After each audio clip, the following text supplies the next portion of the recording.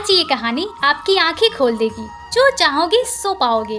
हम चाहते तो हैं बहुत कुछ पाने की, पर इसमें सफल नहीं हो पाते।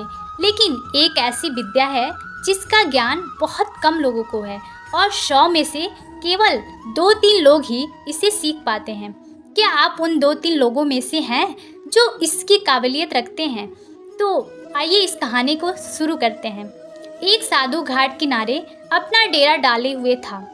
वहाँ वो धुनी रमाकर दिन भर बैठा रहता और बीच बीच में ऊंची आवाज़ में चिल्लाता, जो चाहोगे सो पाओगे, जो चाहोगे सो पाओगे।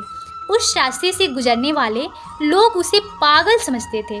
वे उसकी बात सुनकर अनसुना कर देते और जो सुनते वे उस पर हंसते थे। एक दिन एक बेरोजगार युवक उस रास्ते से गुजर रहा था। साधु के चिल्लाने की आवाज़ उसके कानों में पड़ी, जो चाहोगे सो पाओगे। ये वाक्य सुनकर वह युवक साधु के पास आकर पूछा, बाबा आप बहुत देर से जो चाहोगे सो पाओगे चिल्ला रहे हैं। क्या आप सच में मुझे वो दे सकते हैं जो मैं पाना चाहता हूँ? साधु बोला, हाँ बेटा, लेकिन पहले तुम मुझे ये बताओ तुम्हें पाना क्या है?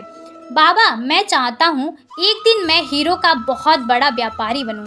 क्या आप मेरी ये इच्छा पूरी कर सकते हैं?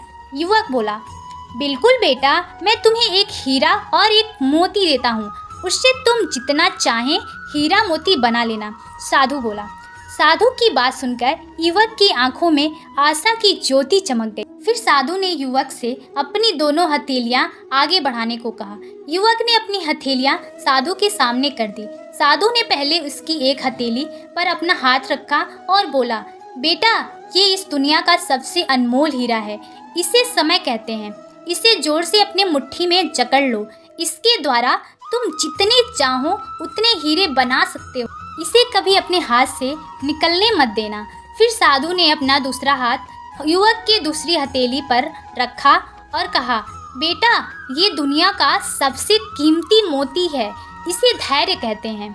जब किसी कार्य में समय लगने के बाद भी वांछित परिणाम प्राप्त न हो तो इस धैर्य नामक मोती को धारण कर लेना। यदि यह मोती तुम्हारे पास है तो तुम दुनिया में जो चाहोगे वो हासिल कर सकते हो। युवक ने ध्यान से साधु की बात सुनी और उन्हें धन्यवाद कहके वहाँ से चल पड़ा और उसने निश्चय किया कि वह कभी अपना समय व्यर्थ नहीं करेगा और सदा धैर्य से काम लेगा। कुछ समय बाद उसने हीरो के एक बड़े व्यापारी के यहाँ काम करना प्रारंभ किया। कुछ वर्षों तक वह दिल लगाकर व्यवसाय का हर गुण सीखता रहा और एक दिन अपनी मेहनत और लगन से अपना सपना साकार किया और हीरे का बहुत बड़ा व्यापारी बना। इस कहानी से यही सीख मिलती है कि लक्ष्य प्राप्ति के लिए सदा समय और धैर्य नाम के हीरे मोती अपने साथ रखें, सफलता अवश्य मिलेगी। अगर आपको इस कहानी से कुछ सीख मिली हो तो वीडियो को लाइक कर दीजिएगा और ऐसी और कहानियाँ सुनने के लिए हमारे चैनल को सब्सक्राइब कर लीजिएगा और इस वीडियो को ज़्यादा से ज़्यादा शेयर करिएगा ताकि आपके दोस्तों को भी इस कहानी से कुछ सीखने को मिले।